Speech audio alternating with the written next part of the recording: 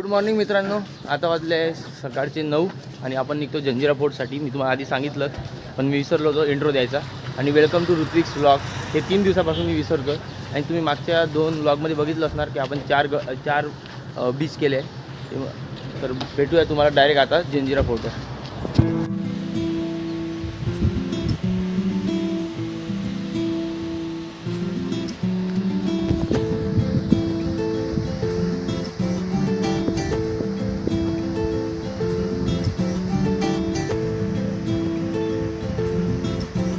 मित्रांनो, जंजिरा किल्ला.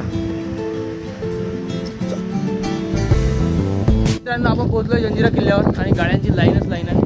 खूप नंबर्स आहे आणि एक बोट जी आहे, ही जी बोट आहे या बोटमध्ये बसून आपल्याला किल्ल्यावर जायचं आहे. आणि ह्या बोटमध्ये 30 ते 40 लोकांची कॅपॅसिटी असलेली बोट आहे आणि 200 पर पर्सन आय थिंक पैसे आहे, 100 की 200. आणि बघू आता आपण जंजिरा किल्ला दाखवतो तुम्हाला. इथे आल्यावर बोटिंगचे 80 रुपये पर पर्सन फी आहे. इथे लाईन लागलेली आहे त्यासाठी. आणि नंतर आपल्या इथे बोटमध्ये जावं लागतं किल्ल्यावर. आपण डायरेक्ट बोटच्या टॉपवर बसलोय. इकडे बा आजोबा, आजोबा बघा हो इकडे. आजोबा धन्यवाद. मित्रांनो, आपण निघालोय.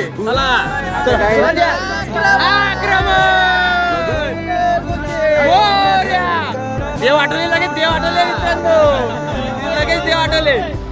सफर का ही था मैं सफर कर रहा.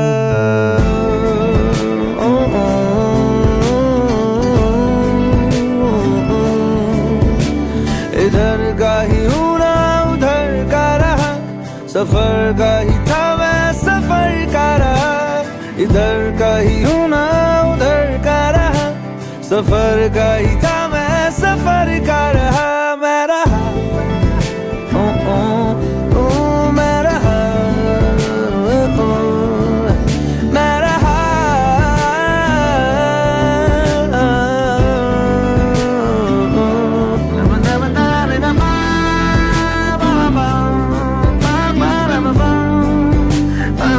ती जी बोट आहे त्या बोटमधून आपल्याला गडावर जायचं आहे. म्हणजे बोट चेंज नाही करायची आहे, फक्त बोट किनाऱ्यावर लावून या बोटमधून, या मेन बोटमधून त्या बोटमध्ये उतरायचं आहे आणि नंतर गडावर चढायचं आहे.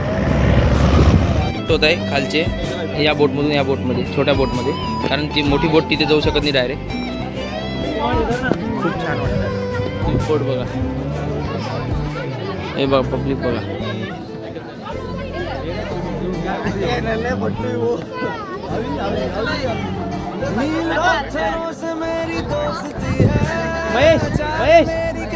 महेश आरसीबी प्ले बोल. आता आपण तिथे शिफ्ट होऊ, नंतरच भेटूया. या मागच्या बोटमधून आपण शिफ्ट झालो आहे या बोटमध्ये. आपला सेकंड ब्लॉगर तिथे बसला आहे, पूर्ण पब्लिक. आणि आता गळ्याच्या पायथ्याशी जातो. मित्रांनो, इंस्ट्रक्शन नाव आता है, ये 3 अलग अलग जगह से नाव आता है. और सैटरडे संडे कैसे वीकेंड छुट्टी का दिन होता है तो थोड़ा भीड़ ज़्यादा होता है. तो आप लोग जो किला देखने के लिए आए, ये आप लोग मुरुड थोराबंदर जिले से आए हैं, इस जगह से आए हैं. ये सामने राजपुरी गांव है, यहाँ से भी नाव आता है. दिघी शिवर्धन एरिया है, वहाँ से भी ऐसा मोटर लॉन्च आता है. तो बताने का मतलब ये है कि वापसी में जाते वक्त किसी भी नाव में बैठना नहीं है, क्योंकि ये जो नाव है ना, ऐसे वाला नाव दिखने में सब एक जैसा है, जो गेट के पास जाता है आदमी को ड्रॉप करने के लिए. तो ये नाव का नाम, जो आपकी नाव है, इसका नाम है किस्मत. ठीक है, गलती से अगर दूसरी नाव में बैठ गए, नाव भर रहा है, एक ही गेट से आना जाना है, गलती से हो जाता है. तो आपका गाड़ी एक जगह, आप दूसरी जगह, ऐसा नहीं होना चाहिए. आप लोगों ने ध्यान में रखना, किस्मत नाव है. सारी लोग समझ जाते हैं नाव वाले कि भाई ये वहाँ से आए हुए लोग हैं, तो दूसरा नाव आपको लेगा नहीं.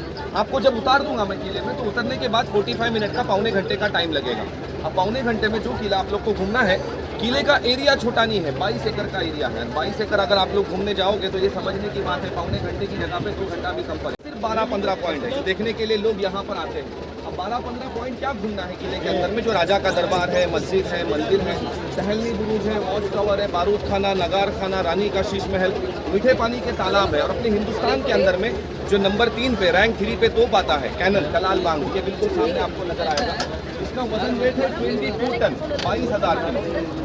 950 साल पहले 1118 में काम शुरू हुआ था, 1140 में किला बन के तैयार हो गया था। इन्हें 22 साल लग गए थे पूरा किला बनाने में। अब 22 सालों में इतना बड़ा किला बनाया, किले को नाम क्या दिया आप लोग? यहाँ पे मुरुड जंजीरा बोल के आ गए। तो मुरुड जो है एक सिटी का नाम है, शहर का नाम है, किले का नाम जंजीरा नहीं है। ये जंजीरे के नाम से लोगों ने इसको फेमस कर दिया। जंजीरे का कोई मीनिंग, कोई अर्थ नहीं होता है। इसका सही नाम है वो है जल जजीरा।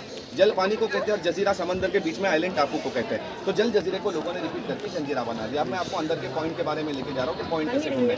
देखो सबसे पहले आपको कलाल बांगरी तोप देखनी है। कलाल बांगरी तोप यहाँ से भी आप लोग देख रहे हो कि गेट के राइट में है। तो आपको अंदर जाके फर्स्ट क्या करना है, राइट मारना। जब फर्स्ट राइट मारोगे तो बिल्कुल सामने अंदर ऊपर चढ़ने के लिए सीढ़िया है। सीढ़िया चढ़ के आप लोग तोप के सामने आ जाओगे। तोप का वजन कितना बताया? 22 टन, 22,000 किलो। अब ये 22,000 kg का तोप उस जमाने में कोई लिफ्टिंग मशीन नहीं था, किले में ही इसको बनाया था।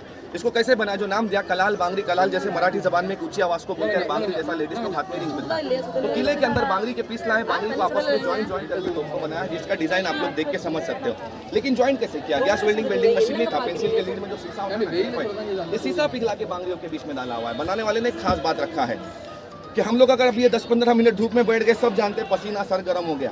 लेकिन तो 12 घंटा धूप में रहने के बाद गर्म इसलिए नहीं होता है क्योंकि वो 5 मेटल्स का तोप है, पंच धातु का, तांबा, पीतल, लोहा, शीशा, चांदी। अब वो तोप देख के क्या करना है आप लोग को? राइट में आगे बढ़ना है। जो सर्कल नजर आता है ना, इसको बुरुज कहते हैं। ये फर्स्ट बुरुज, ये सेकंड बुरुज और वो 3rd नंबर बुरुज। आप लोग को ऊपर से चलते हुए वहां तक जाना है, 3rd नंबर बुरुज तक।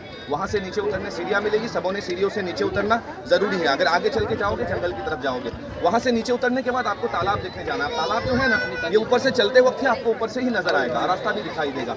2 तालाब है, इतने बड़े तालाब है कि जिस नाव में आप लोग बैठे हैं, ऐसे वाले नाम को उठा के अगर तालाब में छोड़ दिए तो एक नाव नहीं 3 से 4 नाव तालाब के अंदर में घुमा सकता है। वो मराठी जबान में बोले देना चाहिए, करनी, नानानाथ, गोर पानी के समंदर का खारा पानी और समंदर के बीच में मीठा पानी। ये तालाब कैसे बनाए? जैसे मैंने आपको बताया, खड़क के ऊपर किला बनाया। किला बनाते समय जब ये लोग खड़क से पत्थर निकाल रहे थे, तो पत्थर निकालने के लिए तालाब वाली जगह पे 50-60 फीट जब ये ज्यादा डीप में चले गए पत्थर निकालने, तो नेचुरली मीठे पानी के जगह लग गए। जैसे इनको पता चल गया आइलैंड के नीचे मीठा पानी है, 3 फायदे हो गए। किले का पत्थर किले में मिल गया, रहने के लिए जगह मिल गई, इंसान की सबसे बड़ी जरूरत जहाँ पानी वहाँ बस्ती। तो इस किले में भी 250-300 घर की बस्ती बसी हुई थी। 2 समाज के लोग रहते थे, कोली समाज, मुस्लिम समाज, जो अपना हिंदुस्तान आजाद होने से पहले तक लोग रहते थे। अब तालाब देख के आपको क्या करना है? तालाब के सामने ऊपर जाने एक सीढ़िया है। आते समय देखोगे काठी पॉइंट है, लोग ऊपर में जमा है। तो किले का हाईएस्ट पॉइंट है ना, 22 एकड़ का किला जो पौने घंटे में घूम नहीं सकते, वो हाईएस्ट पॉइंट से पूरा 22 एकड़ देख सकते हो। ऊपर से नीचे उतरना, नीचे उतर के तालाब से राइट मारना, वापसी में मेन गेट की तरफ में आओगे। मेन गेट में आने से पहले सर, ऊपर से नीचे उतरने से पहले क्या करेंगे? जिन लोगों ने पद्मदुर्ग किला नहीं देखना, देख वहां से देखना, अच्छे से नजर आता है। पद्मदुर्ग किला संभाजी महाराज जंजीरा जीतने के लिए बना रहे थे। अब बना रहे थे कहने का मतलब ये है कि वो अनकम्प्लीट है, बन के कंप्लीट नहीं हुआ था। उसके कंप्लीट होने से पहले ये सिद्धि लोग समझ गए कि संभाजी महाराज जंजीरे को जीतने की तैयारी कर रहे हैं। तो सिद्धियों ने क्या किया? उस वक्त महाराज से लड़ाई न करते हुए मुगलों से कॉन्टेक्ट किया, रायगढ़ किले पे अटैक करा दिया। रायगढ़ पर मुगलों ने अटैक कर दिया, संभाजी महाराज मजबूर हो गए। रायगढ़ राजधानी है, उसको बचाना जरूरी था। अपनी सेना लेकर रायगढ़ के मुहिम पर चले गए। सिद्धियों ने प्लान के हिसाब से जाके उसको अपने कब्जे में कर लिया, लेकिन उसको कंप्लीट बनाया नहीं। जो किला बना हुआ है उसके अंदर कैद खाना बना के रख दिया। अब जब मेन गेट में आएंगे तो मेन गेट में आने से पहले यहाँ पे आपको दूसरा तालाब दिखाई देगा। ये दूसरा तालाब देखना, पहले वाले तालाब से उसका अलग डिजाइन है। दूसरे वाले तालाब के सामने मस्जिद और राइट में मंदिर दिखाई देगा। जैसे मंदिर में पूजा पाठ को जाते हैं नहा धो के, स्नान करके, मस्जिद में नमाज के लिए नहा धो के, वजू करके। तो खास मस्जिद मंदिर में जाने वाले लोगों के लिए वो तालाब बनाया था, जहाँ से लोग वजू स्नान करके मस्जिद मंदिर की तरफ चले जाते थे। वो तालाब देखना। अब ये आखिरी पॉइंट बता रहा हूँ, उसके बाद हम लोग उतरने जाएंगे कि ये मेन गेट के सामने वाला जो वॉल है, दीवार है, यहाँ से भी थोड़ा थोड़ा नजर आ रहा है। लेकिन देखना कि सामने वाली दीवार पे आप लोग को एक चित्र नजर आएगा, पत्थर में बनाया हुआ। एक शेर ने 6 हाथी को पकड़ के रखा है, 4 पैर के पंजों में, एक मुंह में, पीछे एक दुम के अंदर। अब एक शेर ने 6 हाथी पकड़े। ये मोहर उस जमाने में किले की आइडेंटिटी गेट पास के लिए इस्तेमाल करते थे। तांबे पीतल के कॉइन थे जिसपे शेर हाथी का मोहर होता। अगर कोई किले के गेट से बाहर जाता है तो जाने वाले को गेट वाला सिपाही सिक्का देता, उस मोहर का लेके जाना, आने वाले से सिक्का जमा करता। सिक्का होगा गेट के अंदर। अगर किसी के पास सिक्का नहीं है, दुश्मन जासूस समझते, और किले का आदमी है, सिक्का गुम हो गया, तो वो क्या करते? उसको अंदर नहीं लेते, ये समझते पैसा दुश्मन को देके आ गया। मेन गेट में बाहर साइड में ऊपर देखना, आमने सामने ऐसी 2 विंडो है जहाँ सिपाही भाला लेकर बैठते थे। कभी गेट वाले सिपाही ने इशारा कर दिया कि सिक्का नहीं है, तो ऊपर वाला बगैर सोचे उसको भाला मार के गेट में मार देता। लेकिन अपने को कोई मारेगा नहीं, सबने टिकट निकाले हैं। थैंक यू, मेरा मालूमात भी कंप्लीट हो गया। अभी हम लोग उतरने जाएंगे। उतरने से पहले दादा अपने अपने ग्रुप का जो है दे दो। फिर रस्सी निकाल। आता आपली बोट किनाऱ्यावर लागत आहे।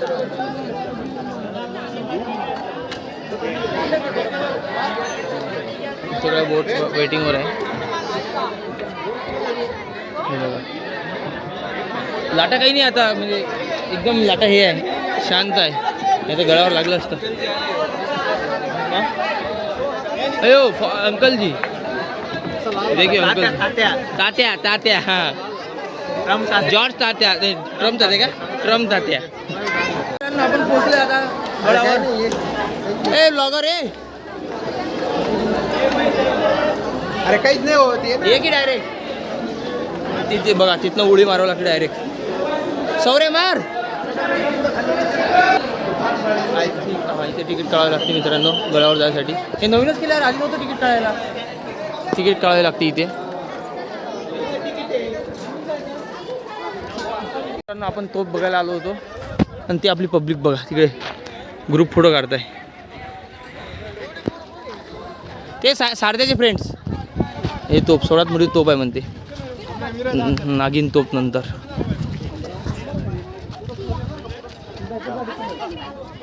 गोड पाण्याचं तळ, मासे पण आहेत. मासे पण आहेत.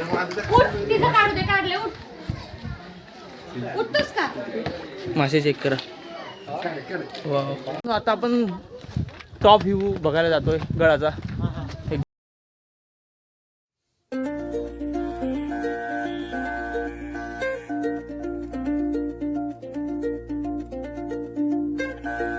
धीरे चलना है मुश्किल तो जल्दी ही सही, आँखों के किनारों में बहाने ही सही, हम चले बहारों में गुनगुनाती राहों में, धड़कने भी तेज है अब क्या करें, वक्त है तो जीने दे, दर्द है तो सीने दे, ख्वाहिशें अनजान है अब क्या करें.